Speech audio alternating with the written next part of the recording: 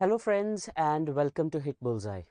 My name is Manish and this is your topic of the week, the G20 summit that took place in New Delhi. There was a lot of outcomes from that summit apart from the fact that it raised the stature of India at the global level manyfold. It was one of the most successful summits in the last few years and it has sort of revived the organization amid talks of, losing relevance for the last few years. So India under its presidency was able to achieve certain milestones that were either unthinkable in this kind of polarized global scenario, like for example, signing a common declaration by such a diverse set of nations, or showcasing India's true cultural heritage. So in this video, we'll take a look at the G20 summit that took place in India, at the organization G20, and all the new things that have happened around this particular summit. Starting with, so this is the world map, and this shows in the orange color, the countries that you can see are the G20 countries. You do not need to take a look exactly at which those countries are. Just take a look at the global map. It should give you a feel about the area that the G20 covers. That's pretty much of area. Almost the entire North America, Canada, USA, Mexico. Then if you take a look at South America, Brazil and Argentina, the two biggest countries, covering almost 80% of the South American continent. Then you take a look at Europe. So it covers pretty much more than half of Europe, including Italy, Germany, UK, France, because European Union is a member, right?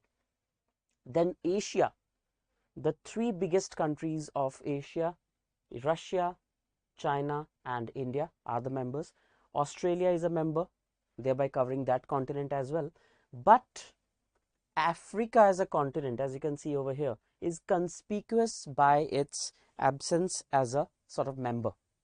Now that has also been corrected this time. आप सोचो कि अगर आप इस पूरे world map को देख रहे हो तो इस पूरे मैप पे आपको एक ही ऐसी जगह मिलेगी which sort of looks like unrepresented, So if you take a look at this, I'll just be stepping aside.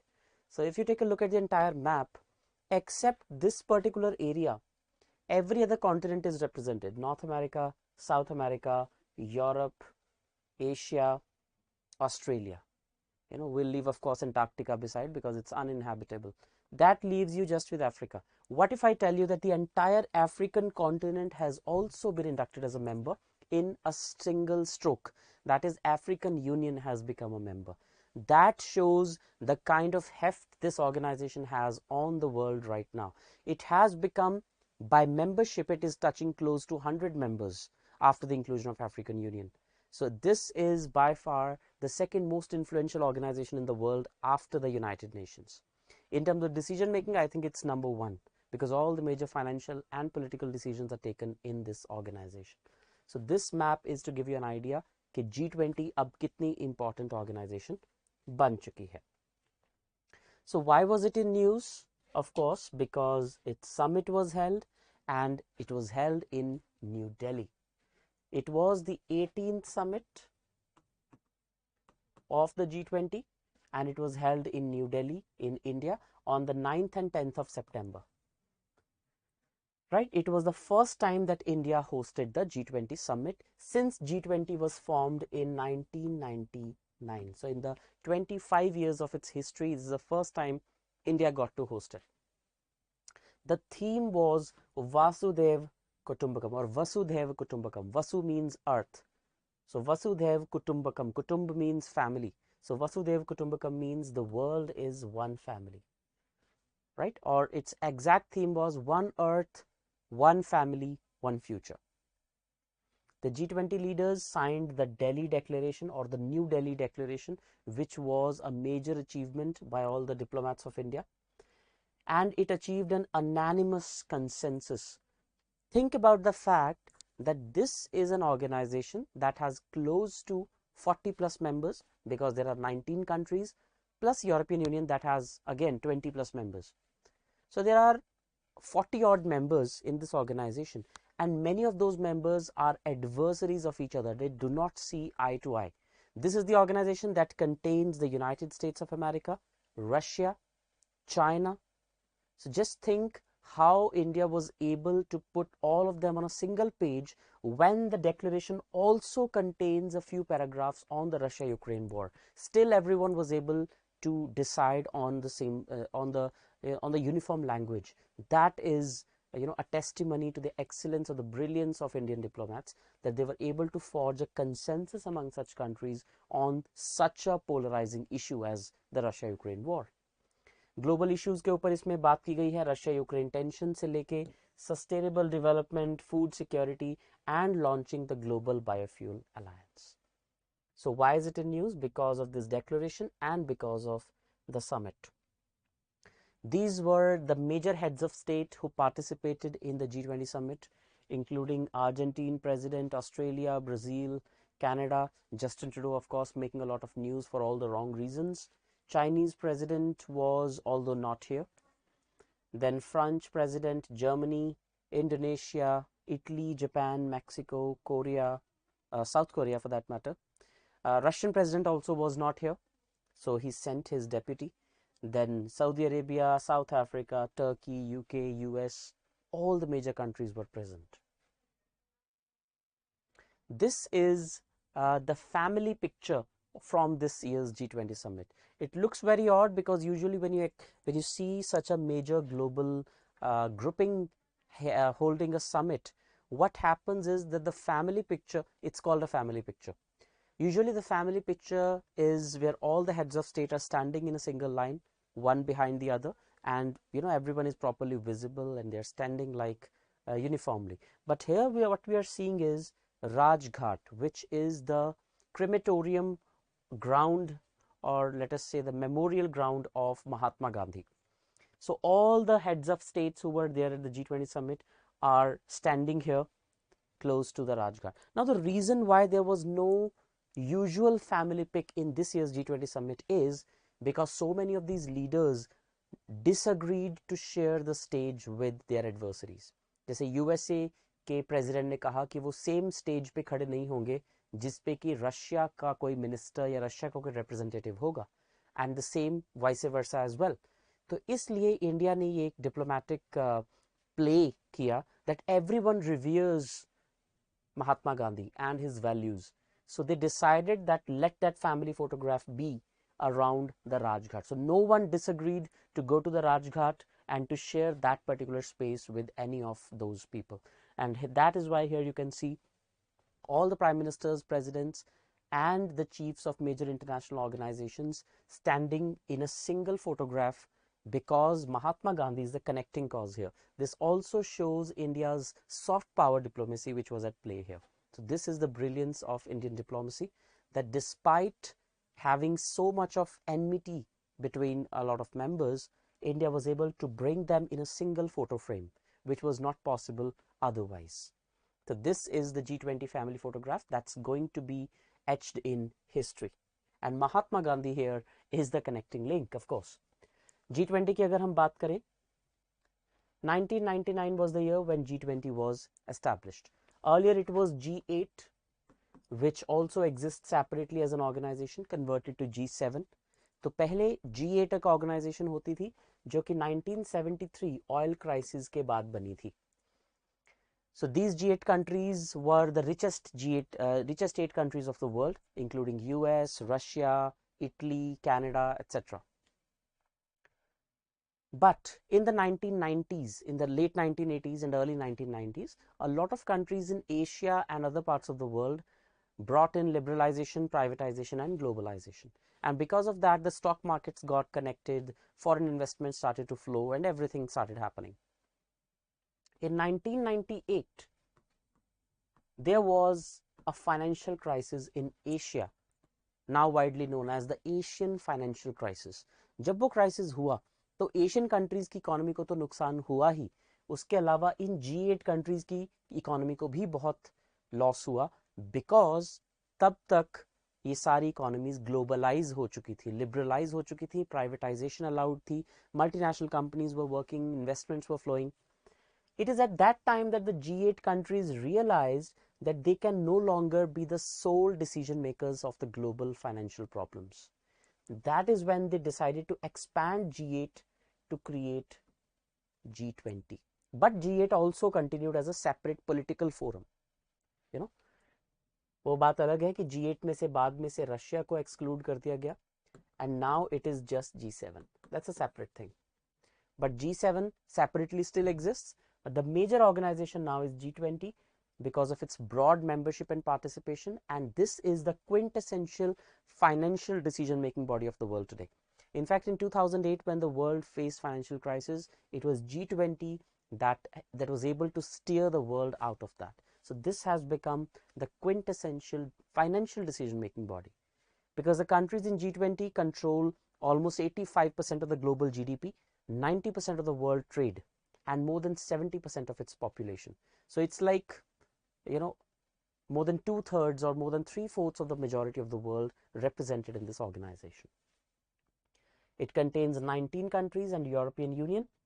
Last year's summit took place in Bali, Indonesia, and this year the G20 summit was held in New Delhi. And this was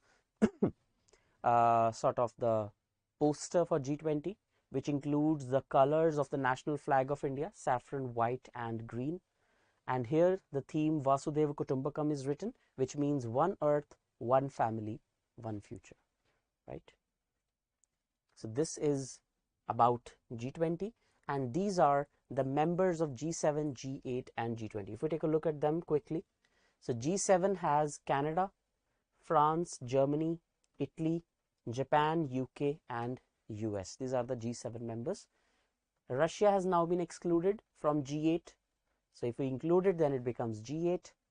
And then all these members plus these 15, that is these 12 and 8, that would be 20. So Argentina, Australia, Brazil, China, European Union, India, Indonesia, Mexico, Saudi Arabia, South Africa, South Korea and Turkey. These are the G20 members. So here, except the European Union, all others are countries. So 19 countries plus European Union, this is what constitutes G20. What are the major outcomes of this year's summit? ये सबसे important point है, इसको हम discuss करते हैं. सबसे पहला, admittance of the African Union. G20 has now effectively become G21. This is the first major outcome. G20 is now G21. The African Union has 55 countries as its members. 55 countries straight away. That means we are talking 19 countries plus the European Union has 28 countries plus now the African Union has 55 countries. You do the maths. So that would be close to 100 countries as the members. 100 countries are now the members of G20. Just imagine the wide representation it has. So this is a landmark moment, not only because the membership has expanded so vastly, also because it is Africa that is now at the global high table. Africa और बहुत सारी countries पिछले 40-50 साल से demand कर रही हैं कि यूनाइटेड नेशंस को रिफॉर्म किया जाए. यूएन सिक्योरिटी काउंसिल में जो P5 या परमानेंट 5 मेंबर्स हैं, उनमें और नए परमानेंट मेंबर्स ऐड किए जाएं, उन्हें वीटो पावर दी जाए. It's like the world has changed over the last 70-75 years since UN was created, but the new UN does not represent the realities of 21st century. So perhaps G20 is that organization, because now Africa, we're talking about global south, developing countries and all that, and now G20 has reflected that by including African Union as one of its members. So this is the most significant outcome of G20 this year. Now African Union is also a member. Second is, we are talking about climate change, clean fuels, etc. So Global Biofuels Alliance has been launched. Global Biofuels Alliance, ये एक India lead initiative है. जैसे आज से 8 साल पहले 2015 में Paris agreement के टाइम पे इंडिया और फ्रांस ने लॉन्च की थी international solar alliance, which is a huge success. More than 100 countries are now the members of International Solar Alliance. Now India has launched India-led Global Biofuels Alliance to promote biofuels. So this is to promote biofuels as a key component of energy transition. No doubt पूरी दुनिया में हम renewable energy की बात कर रहे हैं, but biofuels also can be a step in that direction. India के एग्जिस्टिंग बायोफ्यूल प्रोग्राम्स हैं जैसे PM Jivani Yojana, Satat programme, Gobardhan scheme, all these are India's biofuel programs. As per International Energy Agency, there will be 3.5 to 5 times biofuels growth potential by 2050. 2050 तक 5 गुना potential है biofuels को grow करने का to net zero targets, creating a huge opportunity for India. इसके अगर founding members की बात करें तो अभी इसके 9 जो है founders हैं, which includes of course India, US, Brazil, Argentina, Bangladesh, Italy, Mauritius, South Africa and UAE. These are the 9 founder members of International or Global Biofuels Alliance. Very important. ये जो members हैं इनमें एक speciality क्या है that these are some of the major producers and consumers of biofuels. जैसे कि इसमें US आता है. US से पूरी दुनिया का 52% biofuels produce करता है, which is more than half. Then Brazil 30%. India although is just 3%, but it's like अगर आपने USA और ब्राजील को ऑन बोर्ड ले लिया तो पूरी दुनिया के 82% biofuels producers तो ये दोनों ही हैं, which is a huge success because both of them are of course on board. तो प्लस इंडिया के 3% प्लस कर दें, so these three contribute about 85% share in production and 81% in consumption of ethanol, which is one of the prominent biofuels. In total, 19 countries and 12 international organizations have already agreed to join this. So this is going to be the next big initiative that has been started by India to lead the world to a cleaner fuel transition. Then third major outcome, India, Middle East, Europe Economic Corridor.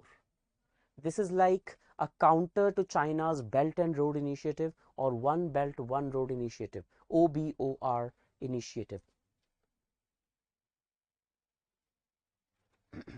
Right? So, इसके according, a memorandum of understanding was signed between the governments of India. So, just take a look at the countries: India, United States, Saudi Arabia, European Union, UAE, France, Germany and Italy to establish India, Middle East, Europe Economic Corridor. Like अगर हम world map को देखें तो India से Middle East towards the northwestern side and then Middle East से Europe की तरफ, which includes some maritime trade as well. Like it includes shipping lanes from Arabian Sea, also from Mediterranean, and from Turkey it will enter the Europe. तो ये एक broader initiative का part है जिसका नाम है partnership for global infrastructure investment, PGII. PGII एक initiative है जिसे G7 समिट में इंट्रोड्यूस किया गया था यूके में 2021 में. इसका मेजर पर्पस है to finance infrastructure projects in developing countries through a combination of public and private investments. आज से 10 साल पहले चाइना ने अपना इनिशिएटिव लॉन्च किया था जिसका नाम था belt and road initiative, BRI. उसको काउंटर करने के लिए G7 ने लॉन्च किया PGII, that is partnership for global infrastructure investment. और उसी पे बिल्ड अपॉन करते हुए इंडिया ने लॉन्च किया है India middle east Europe economic corridor to cash upon it. So it's a significant infrastructure project connecting India, middle east and Europe for the purpose of trade. इसमें क्या होगा, transport corridors बनेंगे जिसमें railways भी होंगी और सी लेन्स भी होंगी. It's a response to China's Belt and Road Initiative, providing an alternative infrastructure network. पिछले कई सालों से बहुत सारी कंट्रीज ये कंप्लेन कर चुकी हैं कि बेल्ट एंड रोड इनिशिएटिव की आड़ में चाइना ने उनको फाइनेंस किया और बाद में उसे डेट ट्रैप में फंसा लिया. Those countries were not able to give back China's money and China gained control over those countries areas. तो वहाँ पे या तो उन्होंने मिलिट्री बेस बना लिया है या कुछ और.